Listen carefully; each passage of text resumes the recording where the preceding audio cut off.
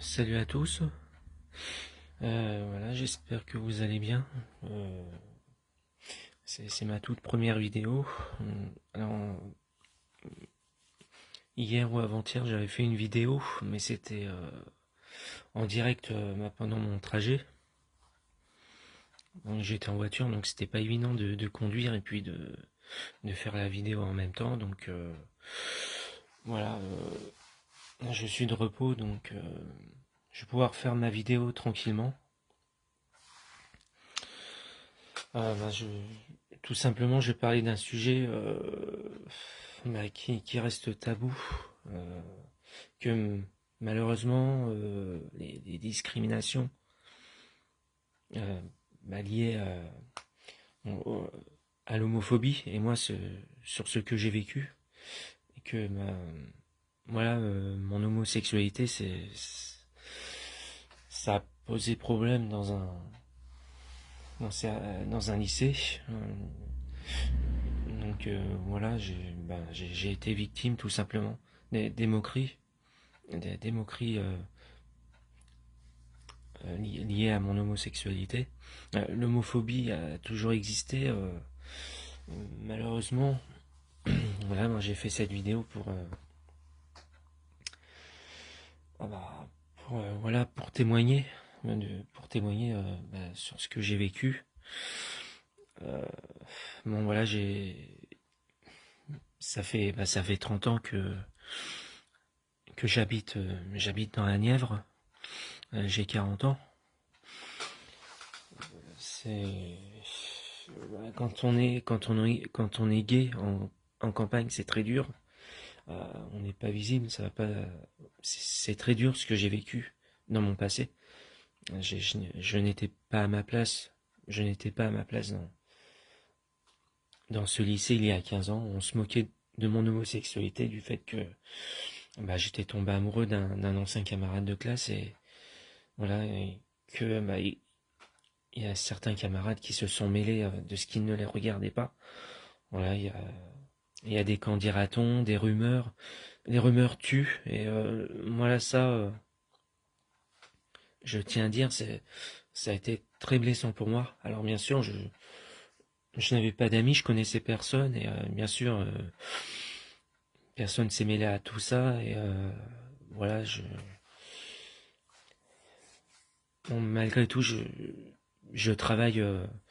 J'ai un travail comme tout le monde. Voilà, depuis quelques années, j'ai trouvé un travail. Et je me dis que c'est très dur, très dur. Les mauvais souvenirs que j'ai eus, j'ai traversé des obstacles au fil des 15 dernières années. Il y a eu le décès de ma grand-mère en 2008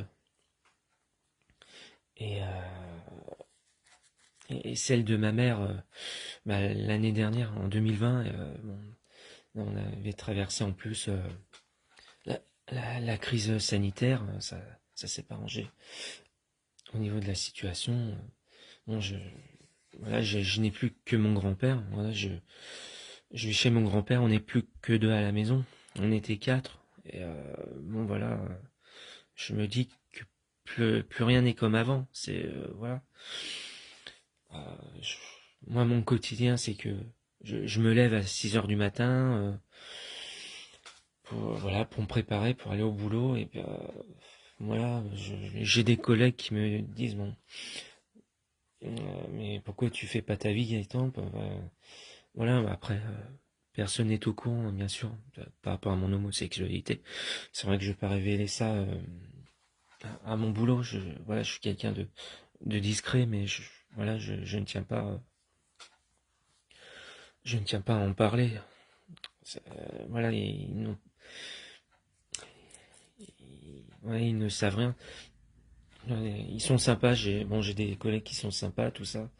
Au boulot, bon, ça se passe bien, mais voilà, je vais pas m'étaler là-dessus en parlant de ma vie. Faut se méfier quand même. Mais ouais, en tout cas,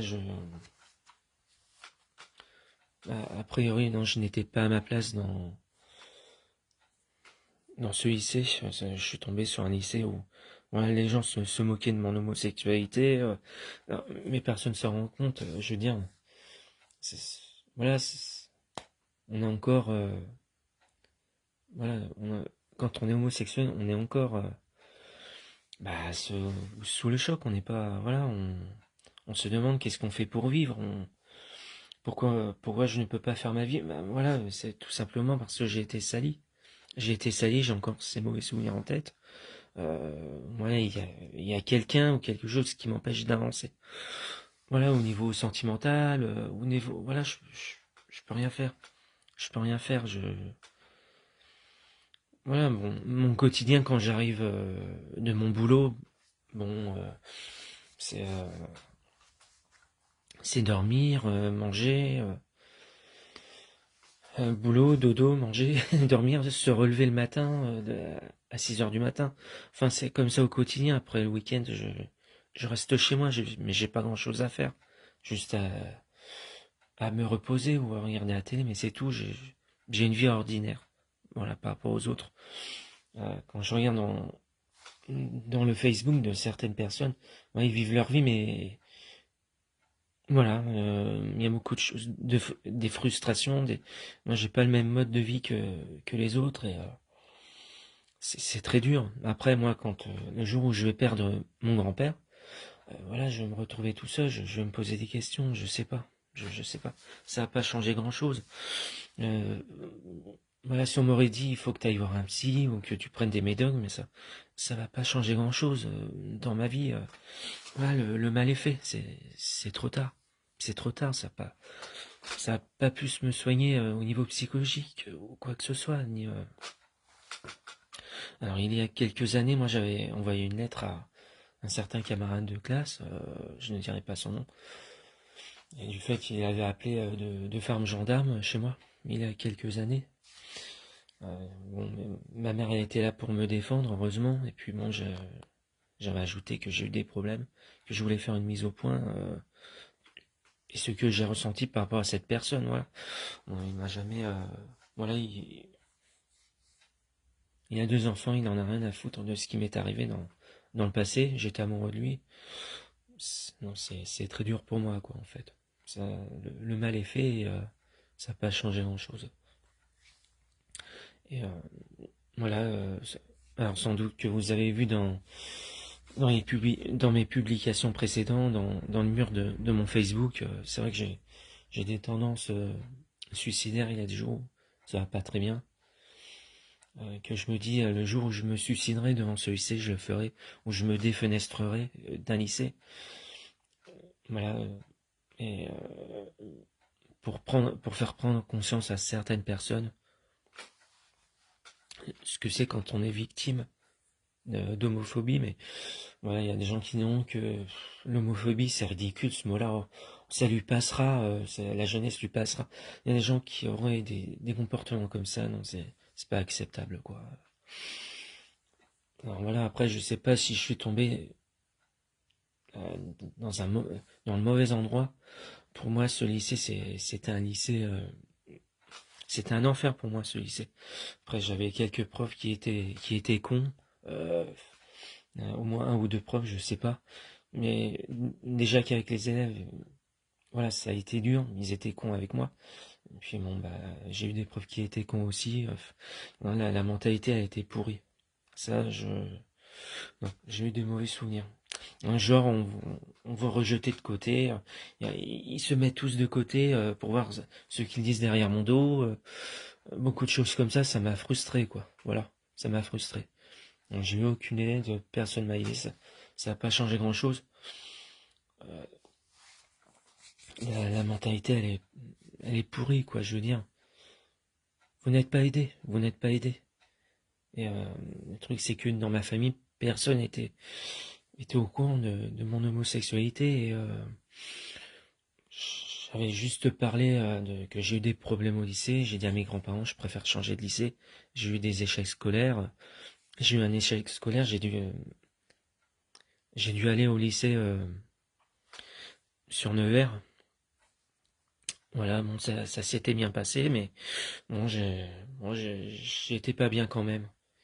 Non, j'avais raté mon bac, j'ai dû le refaire une troisième fois, et pourtant j'avais changé de lycée, ça s'était bien passé sur Nevers. Et puis bon bah voilà, moi j'étais au lycée bah, pendant 2 ou 3 ans. Bah sinon, bah, j'étais jusqu'en BTS, mais bon, j'avais quand même, j'avais raté mon diplôme parce que bon, je n'arrivais plus à suivre. Et puis en 2008, bah, ma grand-mère était gravement malade d'un cancer et du coup, bah, quelques mois après, j'ai démissionné. Je n'arrivais plus à suivre. Puis avec tout ce qui s'est cumulé au fil du temps, en 2005, quand j'étais au lycée à Cône, ça a été dur pour moi, très dur. Et tout s'est cumulé, les moqueries par rapport à mon homosexualité. En 2008, c'était la mort de ma grand-mère en fait. Et bon voilà, j'en pouvais plus, je n'arrivais plus à suivre. J'ai abandonné mon BTS. C'était un BTS compta, mais bon, voilà, j'ai fait comme tout le monde. Après, je me suis inscrit au Pôle emploi. J'ai cherché du boulot, mais ça a été très dur pour moi. J'étais au chômage de longue durée. Bon, ça a été très dur pour moi. C'était le parcours du désert, donc. Et puis, bon, voilà, on a traversé beaucoup de choses dans la vie. Non, c'est très dur pour moi. Euh, alors après, vous savez, dans le lycée où j'ai été, euh, comment dire. Alors je sais pas si je suis tombé sur des camarades, des mauvais camarades de classe. Alors parce qu'ils se prennent pour je ne sais qui, les plus forts. Voilà, est-ce que c'est des fils ou des filles de haut placés ou de flics ou je ne sais pas quoi, d'élus municipaux, j'en sais rien. C'est des gens qui avaient les bras longs, ils se connaissaient tous. Alors bien sûr, après ils ferment tous leur gueule, ils se fichent complètement de ce que j'ai eu. Ouais, moi j'étais en retrait par rapport aux autres, j'avais pas la même vie que les autres, non, j'étais en retrait. Euh, donc voilà, je sais pas. Là en plus, après je ne sais pas quoi dire après tout ça. Bah après, bah là, en 2020, bah c'était le décès de ma mère. Bien sûr, elle a eu un cancer aussi l'année dernière. Et il y a quelqu'un qui savait à peu près tout ce qui s'est passé au lycée. J'ai fait mon coming out à ma mère bah, 2 semaines avant son décès. Et donc voilà, bon, elle m'avait dit que ce n'était pas de ma faute, que j'y étais pour rien, c'était comme ça. Et que voilà, j'ai parlé de ce que j'ai vécu au lycée. Au lycée mais en 2005, voilà, je lui ai dit, j'ai fait mon témoignage aussi. Voilà ce que j'ai vécu, j'ai souffert. Et apparemment, on n'a pas le droit d'aimer quelqu'un, on n'a pas le droit de ceci, cela. Que les gens se mêlent trop de ce qui ne les regarde pas. Voilà. Et, après, moi j'ai retrouvé du travail depuis plus de 3 ans. Bon, ça veut pas dire forcément que je suis heureux. C'est que je suis obligé de survivre. Pour travailler, je peux pas faire autrement. Le jour où mon grand-père ne sera plus là, après, je serai obligé de déménager, mais tout en gardant mon travail, en me rapprochant de mon lieu de travail. Donc, voilà, c'est pas évident. Donc, je vis dans la maison de campagne de mes grands-parents depuis 30 ans. Bon, voilà, après, je ne sais pas ce que je ferai quand je me retrouverai tout seul. Quand mon grand-père, il ne sera plus là. Voilà, après, je me pose des questions. Ça ne m'aidera pas, un psy ne m'aidera pas, ni ça va pas changer grand-chose. C'est c'est moi que ça me regarde, après, voilà quoi. C'est très dur, c'est très dur ce qu'on vit au quotidien. Puis le- l'homophobie et toutes les discriminations, ça a toujours existé, mais même avant les réseaux sociaux, même avant les réseaux sociaux. Moi, j'ai vécu l'homophobie en 2005 au lycée. Bon, l'Internet existait bien sûr, mais les réseaux sociaux n'existaient pas. C'est vrai qu'aujourd'hui, le- on voit, bah, on voit que dans les réseaux sociaux, voilà, les gens se lâchent par rapport aux discriminations. Il y a des gens qui dérapent, voilà. Et moi, j'ai entendu beaucoup de choses derrière mon dos au lycée. Donc, t'as vu, c'est un petit PD, lui. Tiens, il est bizarre. Ou alors, j'ai entendu, ouais, ces gens-là, ils veulent avoir raison sur tout.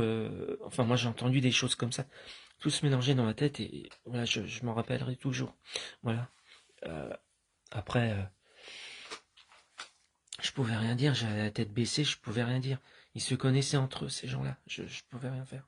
Ni porter plainte parce que, déjà, premièrement, si je portais plainte, il y aurait des risques de représailles dans ma famille. Et deuxièmement, c'est que personne n'était au courant dans ma famille de mon homosexualité. Et ce qui risque d'avoir des échos si je portais plainte. Mais après, c'est pareil, si on porte plainte euh, aux flics, qu'est-ce qu'ils vont dire? Ils vont se moquer de moi. Il y a, il y a eu ces dernières années pas mal d'homosexuels qui ont porté plainte et qui ont eu des moqueries de la part euh, de certains policiers dans les commissariats. Ils se moquaient à tout bout de champ euh, vis-à-vis des homosexuels qui ont porté plainte. Bon, voilà, ça me choque aussi. Moi, je pourrais pas porter plainte. C'est voilà quoi. Ça serait un risque de. J'en avais parlé aux deux femmes gendarmes qui sont venues chez moi. On s'est moqué de mon homosexualité, mais affaire classée, ou alors ils gardent juste un dossier en réserve. Je ne sais pas ce qu'ils ont fait par rapport à cette affaire. Où j'avais écrit à un ancien camarade de classe, voilà, c'est mis aux oubliettes, je sais pas. Il y a des gens, voilà, maintenant c'est chacun pour soi. On dirait que tout le monde s'en fout. Voilà, donc moi, je me suis permis de faire cette vidéo parce que voilà, c'est pour voilà pour évacuer tout le stress ou le voilà ce que j'avais à dire sur cette vidéo. Après, je connais personne sur mon Facebook. À part sans doute voilà quelques-uns, mais bon j'ai retiré tous les gens de mon Facebook parce que je me dis que je ne vois pas d'intérêt. Je n'ai pas d'amis. Ça ne change rien du tout pour moi. Ce qui m'est arrivé dans le passé. De toute façon, on me ferait la morale en disant il faut que tu oublies tout, mais mettez-vous à ma place, ce que j'ai vécu, voilà. J'ai besoin de tranquillité, de faire le vide, ça va pas changer grand-chose. Donc, je n'ai aucun ami. Je n'ai aucun ami, voilà, pourtant ça fait 30 ans que j'habite dans la Nièvre, mais je connais personne, pourtant. Moi, j'ai vécu dans le repli, dans le reclus. Les gens dans le village, ils sont pas très sympathiques, c'est pas très hospitalier. Ouais, même mon grand-père, bon, des fois, il se fait emmerder. Mais bon, il ne se laisse pas faire. Mais voilà, tout est comme ça, le voisinage. Là, c'est autre chose. C'est autre chose de ce que je vous parle. Mais je ne veux pas m'étaler là-dessus sur un autre sujet qui n'a rien à voir. Mais on voit que dans ce pays, tout est tendu. On vit dans une société pourrie, je sais pas. Après, moi, c'est mon avis. Ça va pas changer grand-chose. On me dira de faire un témoignage, mais ça va changer quoi? De me faire passer à la télé pour voilà pour rien du tout. Je- voilà donc ouais, après il y a la méchanceté des gens même on le voit.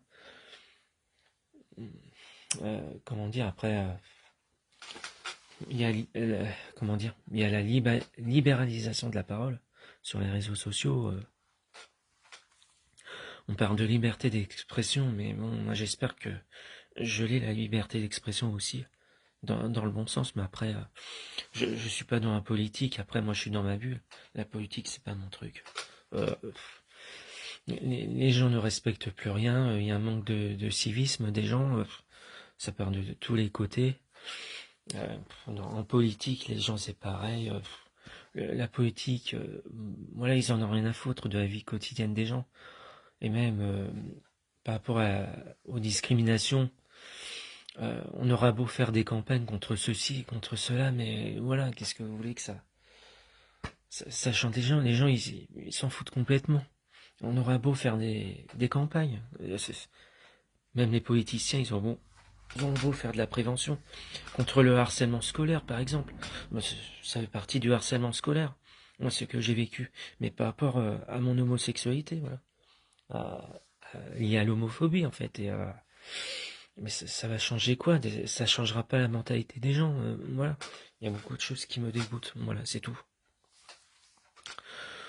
Moi, dans ma famille, voilà, on n'est plus beaucoup.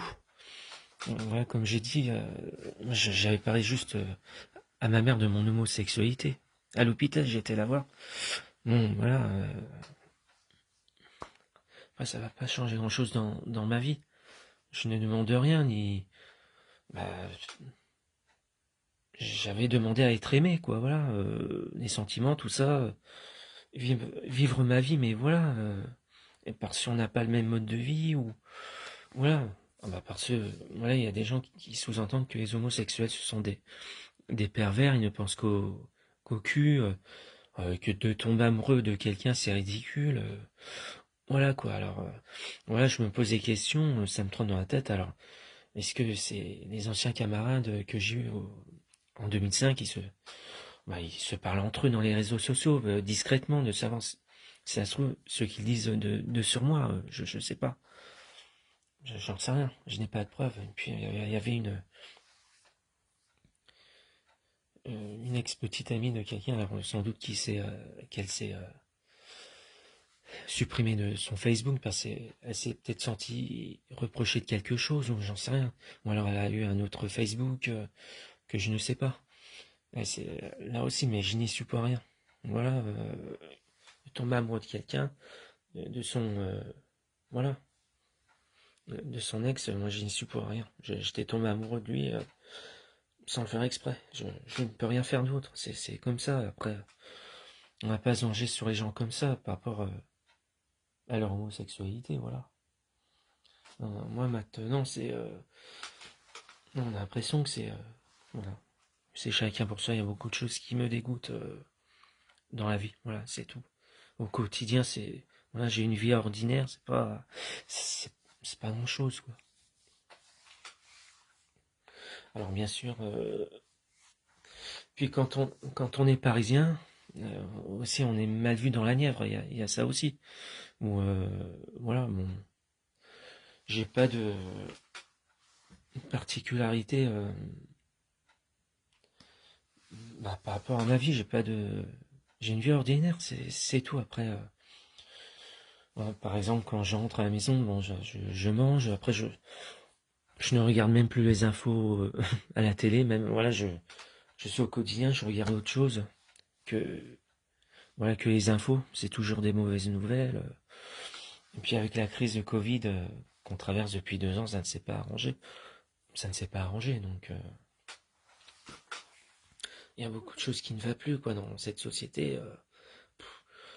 Et puis bon, comme je dis, en politique, les gens se fichent complètement, même ceux qui sont au pouvoir. Donc il y a beaucoup de choses. Puis bon, quand je regarde un match de foot, moi à la télé, même ça me dépasse. On voit certains supporters qui pètent un câble, qui cassent des grilles, qui jettent des pétards. Entre supporters, ça s'arrange pas non plus. Je suis un supporter de Paris, mais quand on voit dans l'attitude des gens dans le foot aussi, c'est spécial, quoi. C'est spécial. C'est voilà, c'est hard. C'est voilà. Il y a beaucoup de discrimination dans le foot, dans le monde du foot. Pareil. Après, moi je suis un supporter de Paris. Ça a toujours été, mais bon.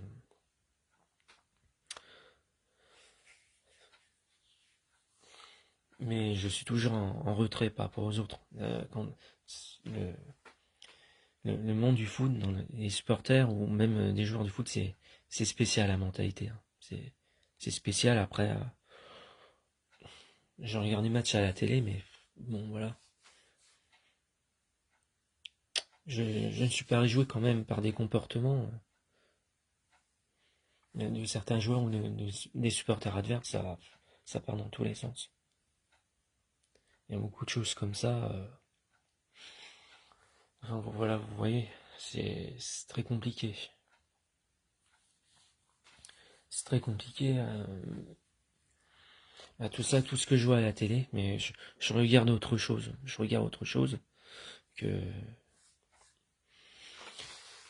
Bah, quand je vois que ça dérape dans le foot, ou tout ça, tout va pas, bah, j'éteins la télé, ou je regarde autre chose. Je regarde des documentaires, enfin voilà, ça me passe le temps, mais après, bon, voilà, il y a beaucoup de choses qui me dégoûtent dans la vie. Mais en France, ça se passe pas si bien que ça, quand même. Alors, ouais, quand on dit qu'elle est belle, la France, les monuments, tout ça, c'est très beau les paysages, mais voilà, on se rend pas compte de ce qui se passe au niveau de la société, au niveau, au niveau de la société, ou au niveau sociétal, il y a des malaises dans le pays, il y a des malaises. Ça, bon, ça part en vrille, ça part dans tous les côtés, enfin voilà. Voilà, donc c'est pour ça que je me suis permis de faire cette vidéo, parce que je me dis, il y a beaucoup de choses qui me dégoûtent au niveau de la société. Voilà, les gens sont, bah voilà, sont de plus en plus agressifs. Puis bon, bah, ça part de tous les côtés. Voilà, c'est juste, bah, c'est pas normal, quoi. Voilà, c'est pas normal. C'est- Après, la vie pour moi, j'ai jamais dit que la vie, j'aime pas la vie, j'aime pas. Non, j'ai jamais dit que je n'aimais pas la vie. J'aurais bien voulu vivre comme tout le monde. Si je n'avais pas, si je n'avais pas eu tous ces problèmes de mon passé, bah j'aurais vécu comme tout le monde. Même si je suis homosexuel, j'aurais vécu comme ma mère. Bah, au moins ma mère elle a vécu avec quelqu'un dans sa vie, avec mon père, mais bon après ça s'était mal passé. Voilà, il y a eu la séparation. Bon, il y a eu beaucoup de choses comme ça, mais moi d'un autre côté, même si ma mère n'a pas eu de chance dans sa vie, elle avait quand même vécu avec quelqu'un dans sa vie, donc. Mais après, bon, bah, depuis son handicap, bon, ça a été très dur pour elle. Bon, dans sa jeunesse, voilà, elle avait été attaquée par des jeunes dans un lycée. Alors, on était dans la région parisienne avant. On habitait à Vitry-sur-Seine avec mes grands-parents et ma mère. Bon, ma mère, c'est vrai qu'elle a pas eu beaucoup de chance par rapport à moi. Moi, j'étais en école primaire à côté de Paris. Et, bon, à Vitry, pour moi, ça s'était plutôt bien passé. Bon, j'ai vécu, j'étais en maternelle, en primaire. Bon, après, mes grands-parents, ils ont anticipé leur retraite pour vivre ici en campagne, dans la Nièvre. Donc, voilà, ça fait presque 30 ans que j'habite là, ici. Mais, alors, contrairement à ce qu'on dit, bon, j'avais eu une enfance, une enfance, comment dire, heureuse quand j'étais petit. Moi, j'avais des petits camarades de classe, je jouais avec eux, non, non, j'avais plein de vie, j'avais pas de, pourtant, contrairement à ici en campagne, mais j'ai eu la malchance. Et malgré tout, la tranquillité, on est tranquille dans la campagne et tout, mais voilà, après, il y a la mentalité qui va pas, je pense. Ici, contrairement à Vitry-sur-Seine où j'habitais avant, bon, c'est vrai que c'était mal famé, on n'était pas très bien, mais au niveau relationnel, moi, avec les gens, on parlait beaucoup. Non, ça s'était plutôt bien passé, même quand j'étais petit. Donc, je jouais avec mes camarades de classe. Je faisais venir mes petits camarades de classe à la maison. On jouait aux jeux vidéo. On était, voilà. Après, on allait les uns chez les autres. Non, moi, j'ai eu des bons souvenirs sur ça. Mais malheureusement, là, beaucoup de choses ont changé. J'ai grandi. Et bon, contrairement à ici, c'est vrai que c'est radical. C'est radical, mais voilà, après. J'étais au collège, ça s'était plutôt bien passé. Après, bon, c'était pareil aussi, mais là, en 2005, c'était autre chose, hein. Là, j'ai changé de lycée. C'était un lycée privé, mais je n'étais pas à ma place. Là, c'était autre chose, hein. Non, non, non, là, voilà. c'était autre chose. Là, je ne sais pas quoi dire, des fois. C'était une prison pour moi, ce lycée-là. Et puis, voilà, par rapport à mon homosexualité, j'ai été sali. Non, les gens se mêlaient trop des affaires des autres, et ça, c'est un truc qui me... Voilà, quoi. Bon, on m'a rejeté, voilà, on m'a fait des soupçons. Ouais, il est bizarre ce type, il est toujours en retrait, il est tout seul dans le couloir, il est bizarre, il a la tête baissée. Voilà, je crois parce que j'étais amoureux d'un ancien camarade de classe, et voilà, c'est tout. Après, faut arrêter de porter sur le jugement de quelqu'un, voilà. Il y a beaucoup de choses qui me dégoûtent, en fait. Non, le mal est fait, après, c'est trop tard. Après, c'est peut-être que le jour où je me suiciderai devant ce lycée, peut-être qu'il y aura des gens qui, voilà, qui se poseront des questions. Et ça fera réfléchir certaines personnes. Moi, je ne demande pas d'aide ou que les flics fassent des enquêtes, ça va rien changer. Moi, comme j'ai dit, les deux femmes gendarmes qui sont venues chez moi il y a quelques années, il y a eu une affaire classée, ou alors ils ont mis un dossier à une affaire classée ou en réserve. Je sais pas, j'en sais rien après. Ma mère, elle m'avait défendu, mais moi j'avais mon mot à dire aussi. Des mises au point par rapport à mon passé, voilà. Non, non, voilà. Non, c'est cette personne-là qui a deux enfants, qui se fiche complètement de moi, voilà. Maintenant, chacun vit sa vie de son côté, comme si de rien n'était, en fait. Et puis voilà, donc moi, je n'y suis pour rien, c'est ce qui m'est arrivé. Voilà. Il faut que les gens arrêtent de se mêler de la vie des autres. Il faut que ça s'arrête, ces choses-là, parce que après, je sais pas s'il y a toujours des rumeurs ou si entre ces personnes-là, il y a discussion, ou si on parle de moi au fil des années, j'en sais rien. Sur leur Facebook ou au téléphone, j'en sais rien.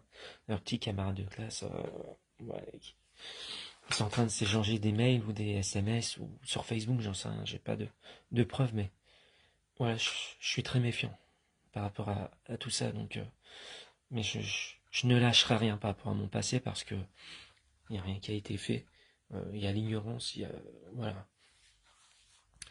Donc voilà, bah, j'ai fait cette vidéo. J'en avais fait une hier ou avant-hier, je sais plus, mais moi j'étais en voiture, c'était pas pratique pour moi. Après, je suis désolé encore si je me suis pas mis en si je me suis pas filmé moi-même. Je sais, c'est pas trop mon truc. Déjà que je ne suis pas à l'aise pour parler, bah, j'ai du mal. J'ai du mal à parler, même ça s'entend à ma voix parce que moi j'ai eu tellement de choses dans ma vie, c'est voilà. Mais mais devant un écran ou devant la cam de mon mobile, ça serait pas évident, ça serait encore pire. J'aurais du mal à m'exprimer encore plus. Vous voyez, c'est dur.